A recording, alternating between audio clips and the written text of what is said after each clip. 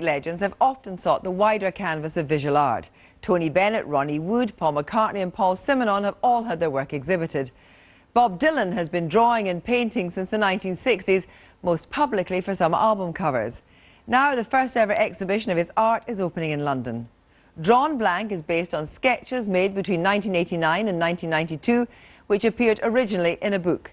Now enlarged and scanned onto paper, they've been painted by Dylan in watercolours and gouache. My colleague Martha Carney discussed his works with the music journalist and Dylan fan John Harris, the historian Tristram Hunt and the writer Natalie Haynes. First, let's take a quick look at his work.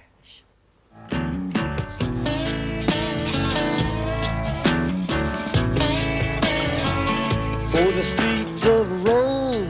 The work of Dylan is completely unique, and to get a chance to see the work of one of the great figures of the 20th century in itself is a wonderful experience. Dylan would say the music is not linked to the art. This is a man that travels for 150 days a year, and each of these drawings is just a moment of time, and it's a recollection, and it's a moment sometimes that's very ordinary and sometimes is not. Sometimes very emotional and sometimes not.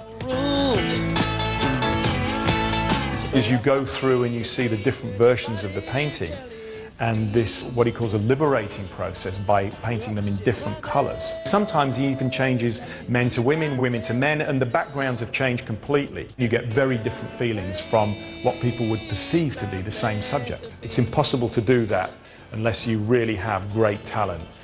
You're up, she promised that you'd be right there with me. But I paid my masterpiece. John, do you think we'd have been as interested in these paintings if they hadn't been by Bob No, but they are by Bob Dylan, so let's move on, shall we? Painting is actually one of the really interesting little subtexts in Bob Dylan's career. In the mid-70s, he took painting instruction from an artist called Norman Rabin, and Dylan's telling, which is always leavened with a certain mischief, that completely revolutionised the way that he wrote songs. And the song that points this up is the very fondly loved Dylan song, Tangled Up in Blue, in which chronological order isn't there. There are verses and you're not sure what happened where, and you absorb the song, and then it's up to you to put them back together. He says he learned that in painting class. There are parallels between Tangled Up in Blue and this exhibition, because Tangled Up in Blue is a load of glimpse snatches of people in various stages of their lives in various parts of America and the world, actually.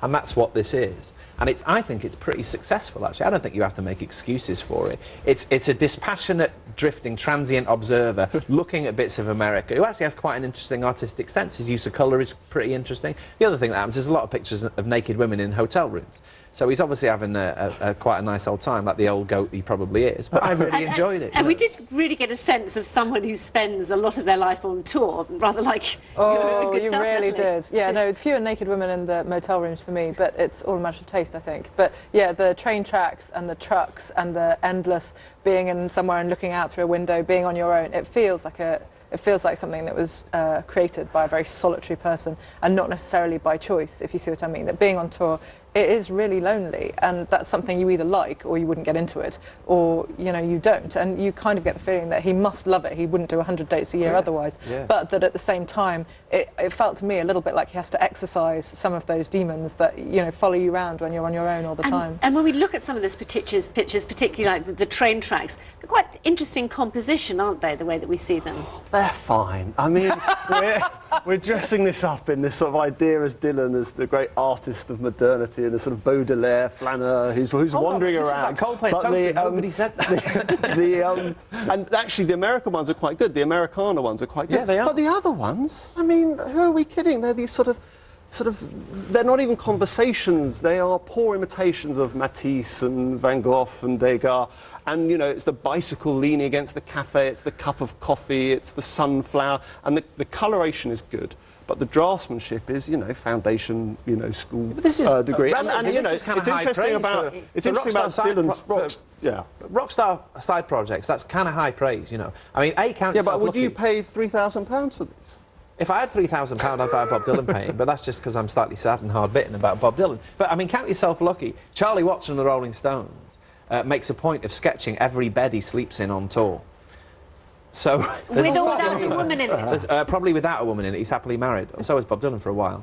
But there is a creative, interesting sensibility at work Yeah, here. but you look at the portraits, for example. The portraiture is terrible. He can't do eyes. They're all looking in the same direction. I mean, we're being spun this stuff by the owners of this gallery, who have put on this intriguing exhibition. But I mean, you wouldn't be looking at other than it's. But what Dylan, is it about musicians It and is other by creative Dylan. people that they need to prove themselves in another arena? So you get actresses who want to be singers, musicians who want to paint. See, I think it's the other way around. I think lots of people like doing more than one thing. I think lots of people in their lives do one job and have one hobby. The difference it tends to be with creative people is that you tend to be able to see the consequences of those things. I think that actually the question should be, why is it that we're so resentful when people we've got in one box have decided to do another? Why do we hate it when a comedian writes a novel? Why do we hate it when a musician paints a picture? Can I put on record? Chris Yes, Martin, just start painting. So some mixed views there on Bob Dylan's new exhibition of art, which is opened in London.